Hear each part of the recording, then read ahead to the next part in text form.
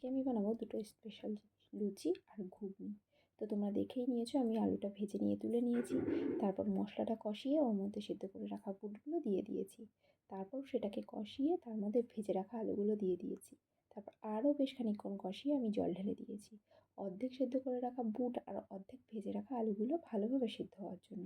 আর ততক্ষণে এদিকে তিতানের ঠাম্মি ময়দাটা মেখে রেডি করে রেখেছিল। আর সেটা দেখে তিতান বসে গিয়েছিল দুষ্টুমি করতে। দেখো একসাথে 3টে 4টে করে নিয়ে লুচি বেলছিল। তো ওকে ওখান থেকে তুলে দিয়ে আমার শাশুড়ি মা ভালোভাবে লুচিগুলো তাড়াতাড়ি বেলে দিচ্ছিল আর আমি লুচিগুলো ভেজে নিচ্ছিলাম।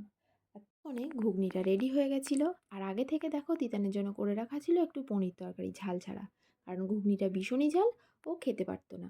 আর ওকে আমার এখনও খাইয়ে দিতে হয়, ও ছোটো মানুষ তো এখনও ভালোভাবে খেতে পারে না।